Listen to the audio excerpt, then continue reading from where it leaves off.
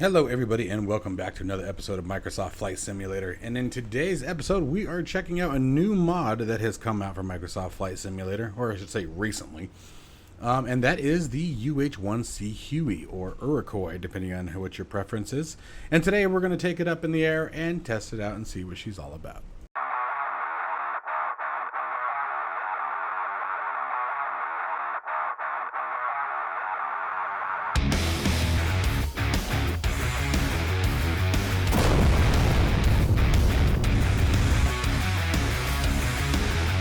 If you are interested in acquiring any of my Overkills tutorial guides for Microsoft Flight Simulator, please consider joining me on Patreon. Patreon subscribers level tier 2 and above have access to all of my guides, as well as any future updates and future guides that will be coming down the road. Link to Patreon can be found in the description below. Alright guys, so first thing right out of the gate, I want to make sure that we throw out a couple of disclaimers that were published by the developer. I think this is very important when someone writes these kind of things to make sure that they're announced as well in a review. First off, this is the developer's first ever mod, so not to expect, PMDG quality. I absolutely agree. Let's all be very respectful. Remember that A, this is free, and then B, this is a first attempt, and I think right out of the gate, and I haven't even flown it yet, just the fact that, it's up and working is a huge credit to the developer. Second thing, obviously, lots of bugs.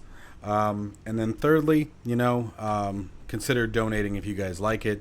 Obviously, it makes a big difference in the developer's ability to continue on with the work. Now, with that being said, let's go ahead and just take a quick spin around.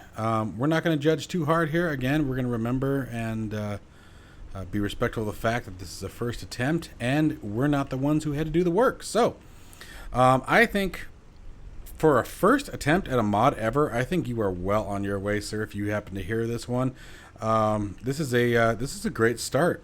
I've actually never seen the gunship with this cannon up in the front. That's really interesting to me. It's obviously another gun pod, but I've never seen anything like that. Now, my UH-1 experience comes from DCS World. I love the UH-1 in DCS. Probably one of my favorite modules, if not my favorite, for DCS. But with that being said, okay, if I were to compare the two, obviously there's some major differences between the two. You don't have a team, etc. Speaking like I'm speaking of the developer here, but this is well on its way. These textures are absolutely fantastic. None of the colors are over reflective. One thing that I don't like to see on military aircraft is that that super reflection detail that you would see in a nice polished Cessna or something, because they don't do that. You don't want military aircraft to be reflective. Anything that reflects light like that is going to be very, very easy to spot from very, very far away. So I love that you were able to keep the colors flat. I love the texturing and the wear that you're trying to put into the paint. If I were to offer some criticism, I would say that with the cracking and the texturing and the paint here, there's a very strong similarity to the cracking that's coming from down here on the ground. So it, rather than looking like a worn down paint, it sort of looks like someone just painted the living hell out of it. If you guys ever painted a plastic model and painted way too much on it, and over time it cracks, that's kind of what that's reminding me of. What in God's name is happening over there? Okay, well, on that note, let's go ahead and jump into the cockpit. Now, the cockpit, I'm very aware, is still very much in development, guys, so we're not going to take too much time in the cockpit. I think the textures are well on their way. I love seeing the weathered cockpit. There's some people who prefer to see that, that brand new cockpit on an aircraft that, just came off the line when it's 80 years old, 90 years old, etc. Now this isn't 80 or 90 years old, but you guys get the drift. Now the overhead panel, not yet available, so that's totally fine. I think the startup procedure is a simple Control E. We're just going to be doing the auto start. I can't get over this Bonanza over here, or the Baron. But anyway, we're going to try to keep the camera down because that's literally distracting me, and I don't know why. Normally things like that don't, but it's making me giggle. Now, you also do want to make sure that you have Airland FS installed. For those of you who don't know, Airland FS is a third-party application that was developed specifically to aid in the generation of helicopter profiles for Microsoft Flight Simulator, as they are not officially supported in the SDK. So Airland FS is a really, really awesome application and really made a huge difference for the flight models that for helicopters that are currently available to us. So you want to make sure you have Airland FS installed. You want to make sure you have that application running. I will have a link to it down in the description below if you don't have Airland FS. Once you have Airland FS, there will be an option to load a profile. So we're going to make sure we do that right now. Inside of the UH-1's aircraft directory, there is also going to be a Airland FS profile, or config is what's going to be called. So we're going to go and find that and load it using Airland FS. If I can remember how to do it. There it is. And there's an Airland FS folder. We just select the config, and boom, we're ready to go. Okay, so with that in mind, freaking Baron. You know what that Baron's reminding me of? You know that, like, you ever see a newscaster you get like a smart ass kid behind the newscaster or something like that, making funny faces while they're trying to do like a serious report. That's what that Baron's reminding me of right now. It's just goofy. Let's go ahead and move our camera forward a little bit. I definitely like to be higher than most. Getting my track IR all set. All right, good. Left is good. All right, Control E for the auto start. She fires right up.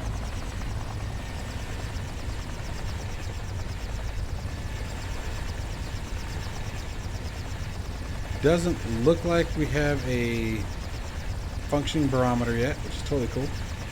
Altimeter, excuse me. No biggie there. In that case, we're just going to take her up and fly. So, rudder pedals well on their way to being functional. Now they're working independently right now, which obviously we don't want. They should be counteractive there, but that's okay. And here we go. Let's just take her for a flight. Adding some collective. The sounds are on. Well done with the sound. That pop, pop, pop, pop, pop, pop, pop. That iconic sound that the Huey is known for.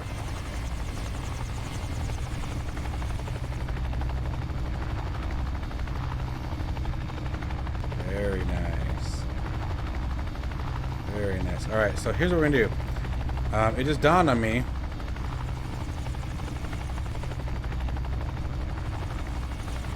that I have the difficulty set about as low as it can go in Airland FS. So I'm going to come over here and crank it.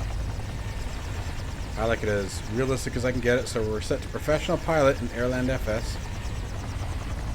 There's that rotation I was looking for. Alright, here we go now.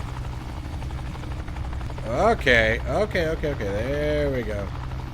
That's what I wanted to see. So now I'm having to use a lot of anti-torque, which is absolutely to be expected at low level like this. Low speed. Putting a lot of left anti-torque in there. There she goes.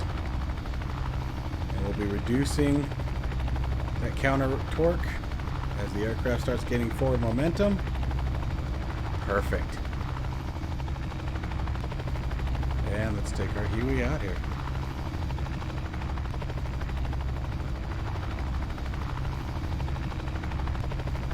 Beautiful. And we're in upstate New York, so we'll probably get a bit of stuttering. I will be completely honest, lately I've been too lazy to dial in my graphics. I don't know if lazy is the word. I've been busy. Absolutely busy.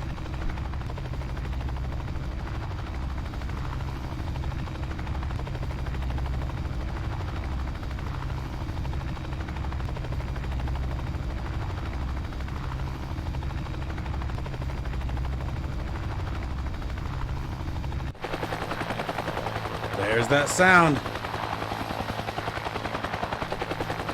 Beautiful.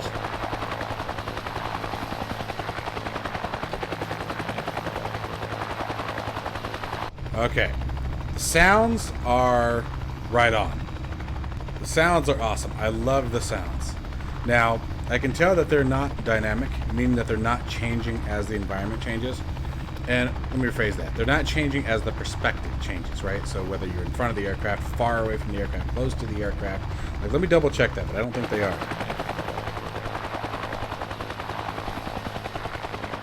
Yeah, it seems to be the same volume no matter where we are, which, again, is fine. This is, let's call this a pre-alpha release. I mean, this is very clearly very, very early access. Okay, or very, very early rendition of it. The texture work, as I'm seeing it fly now and I'm seeing the light hitting it, I'm loving it. I love the cracking. I love the almost leather look at the top of the dash there. Nice, nice. Look at this.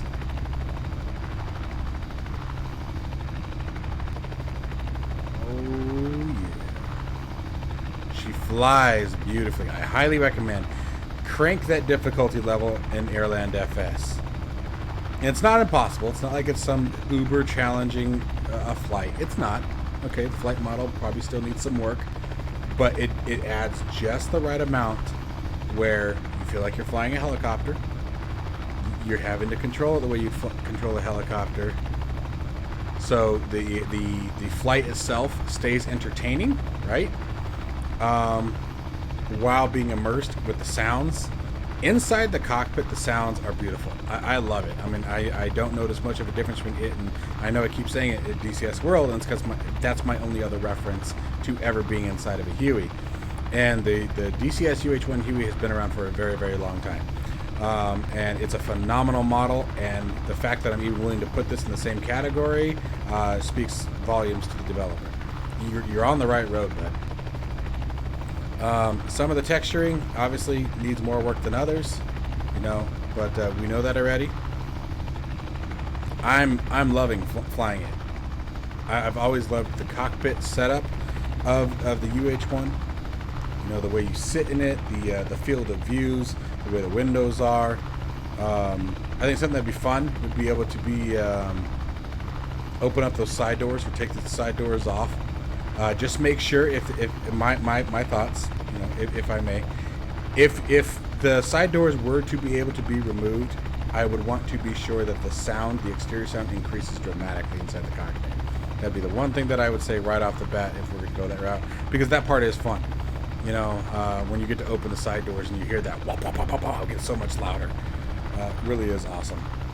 But this thing is a ton of fun. Flies really, really nice.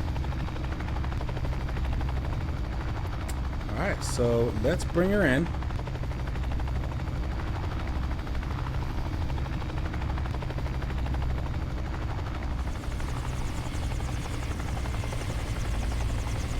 You would never probably really do that in real life. That's a nice thing about simulation. You get to do the things that you wouldn't ever want to do in the real world. I doubt, at least as a civilian. Military hotshot, maybe. There are better ways to slow it down. I'm gonna try to put it right there on that little. I feel like that's a practice pad for a helicopter. So I'm gonna try to put it down right there.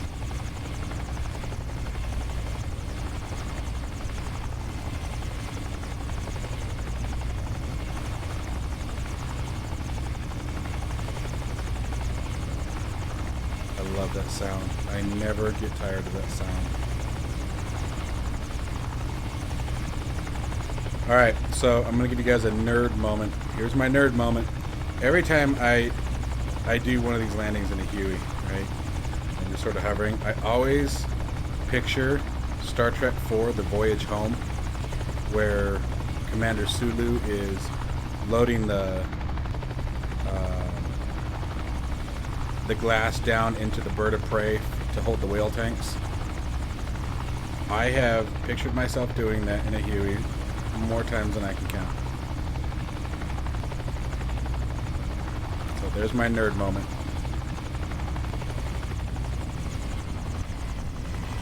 Okay, so final thoughts here, guys. Final thoughts is that this mod and add-on, is whichever word you want to use, is absolutely fantastic for where it's at.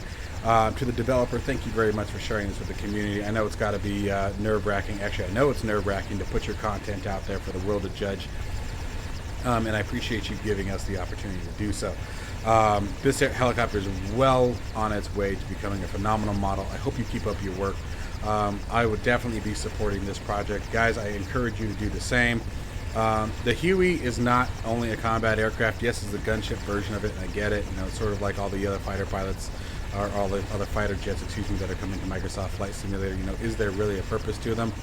The nice thing about these Hueys is if we keep the aircraft correct and up to par and as close to specifications as we can, the Huey is such an enjoyable aircraft to just tool around in. It really is. And I, again, referencing DCS for just a moment, one more time, I cannot tell you how many times I have loaded up one of my own servers, gotten the Huey, put on my VR headset, and just flown around. Not doing any missions, no cargo runs, no transporting, just flying the Huey. Low level through a lake like we did, you know, there's just something about the Huey that offers a different feeling. So I highly recommend this, guys. Once again, to the developer, fantastic work. I'll definitely be supporting you, and I encourage everyone else to do the same. Speaking of support, guys, if you guys really like my content, please consider subscribing and hitting that like button, as it does make a difference with the YouTube algorithm. It certainly does help us out if you really want to support further. And if you're interested in tutorial guides, as I stated at the beginning of the video, be sure to check me out on Patreon, guys. And other than that, as always, stay safe and healthy above everything else, and I will see you in the next one, guys. Take care.